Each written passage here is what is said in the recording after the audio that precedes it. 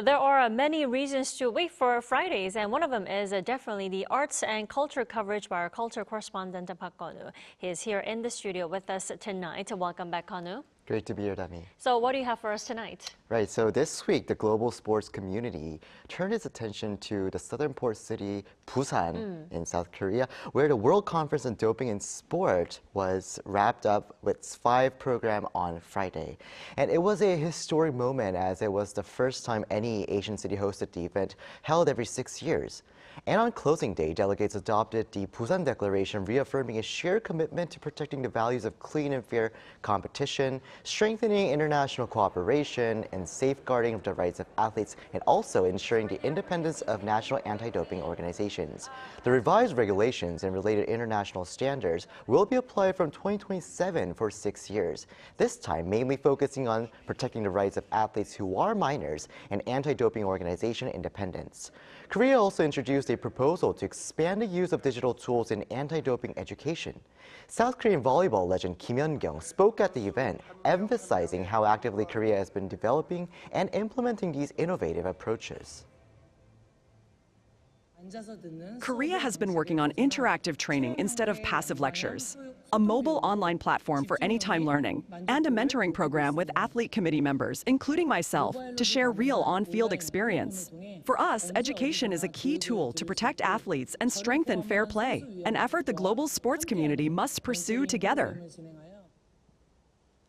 Kun-woo, weren't there also programs to educate minors, right? Tell us more. Right, so the 2025 edition of the event had these exchange programs with well-known athletes who are working as athlete committee members of anti-doping agencies, including Kim Hyun-kyung herself, legendary archer Kim Woo-bae, and bobsleigh star Won Yun-jong, as well as international athletes such as Irish para-rower Patrick O'Leary, whom I also met at the event. They spent time learning which substances are considered doping and which are not, and many athletes told me how important it is to understand these rules from an early stage. Learning about clean sport and anti-doping properly from a young age can be crucial for an athlete's future. Through education, athletes gain a clear understanding of clean sport. Athletes can protect themselves and also protect their fellow competitors. That's why this education is so important.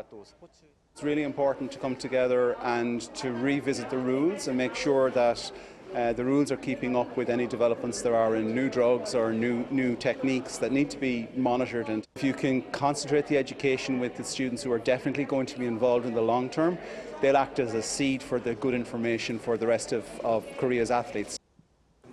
And one junior athlete who participated in the program said he wants even more. I was able to learn about many different substances, including which ones are prohibited and not. In the future, if I'm prescribed medication at a hospital, I now know I can check it. So building on its growing popularity among these students, the KADA announced it will work with WADA in Busan City to establish and expand this kind of program to an Asian youth athletes camp as a lasting legacy of the Busan WADA conference.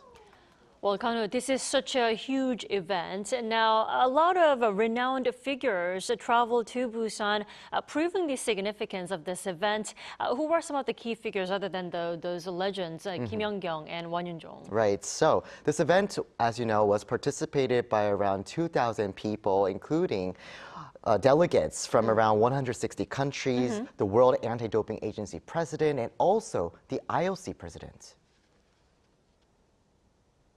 The most ideal is to have no doping, right? We can only do that together if we're working together as one to ensure that each of us plays our roles. And Korea has been a really good partner for the Olympic movement, and most recently in the past few years with hosting the Winter Games. And I'm sure they will continue to be a really solid partner for us and help unify the one team. You have invested quite heavily in matters of anti-doping. You have spoken out boldly. The genetic make of our athletes may be different, but it is important we share information and see how best we can collaborate so that at the world level, we will not be cheated. We have to meet and have a conversation. So the long journey was worth it. This comes as Korea continues its long-standing contribution to WADA, having been elected to the executive committee for the 5th time and now serving through 2028. Korea has also been supporting developing countries with training and education programs. Right.